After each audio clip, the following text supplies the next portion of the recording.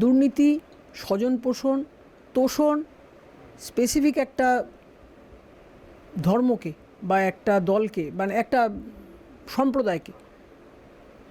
তৃণমূলেশ্বরী তিনি তখন আর নেই, তিনি হেরে গেছে, তিনি হারটাকে মানতে পারছেন।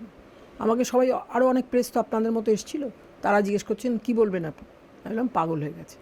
উনি আগেই পাগল ছিলেন, পাগলি পিসি আমরা বলি, বলতে আমার খারাপ লাগে, এই পাগলটার সঙ্গে আমরা এতদিন ছিলাম। তিনি আমাকে প্রচুর আঘাত করেছেন, মানসিক আঘাত শুধু না, শারীরিক আঘাতও করেছে। তিনি আমাকে পার্সোনালি ফিজিক্যালিও মেরেছে। আমি কোনোদিন আমার, তখন তো বাবা মা ছিলেন, বাবা মা দাদা সবাই ছিলেন, আমরা দুই ভাই বোনই ডিভোটেড টু দিদি। মানে তখন তো তৃণমূল কংগ্রেস হয়নি, তখন কংগ্রেস ছিল। আমি 96-তে একবার ভোটে লড়েছিলাম, অল্প মার্জিনে হেরে গেলাম। সেটা কার জন্য? সেটা দিদি হারিয়েছেন কি প্রদেশ নেতৃত্ব হারিয়েছেন জানি না।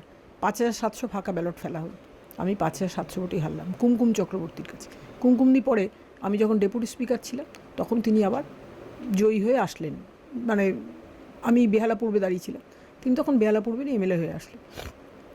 তা আমি তো তখন ভুলে গেছি আমার হাড়ের গ্লানিটা। তিনি আমাকে ফিজিক্যালিও টর্চার করতেন, কিছু হলেই, কারোর ওপর রাগ হলে তিনি আমাকে গায়ে হাত দিতেন, আমি মাথা নিচু করে মেনে নিতাম। তিনি বলতেন সোনালিটা খুব লোভী।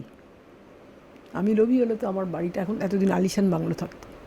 আমি লোভী হলে তো আমি আপনাকে ভালো চেয়ারে বসতে দিতাম, ভালো সোফাতে বসতে দিতাম। দেখুন, দিদির মতো আমি মুড়ি চপ খেয়েও বলতে পারি না, মানে মাংস ভাত খেয়েও বলতে পারি না আমি মুড়ি চপ খাই। আমি মাংস ভাত খেলে বলি আমার মেয়ে আছে, আমার স্বামী আছেন, আমি বলি আমি মাংস ভাত খেয়েছি। আমাদের যদি আনন্দ হয় তাহলে আপনারা আমাদের আনন্দের উচ্ছ্বাস বুঝতে পারে। দিদি তো আনন্দটা প্রকাশ করতেই জানেন না বা প্রকাশ করেন না। একদম পাগল, একদম পাগল, জানেন তো।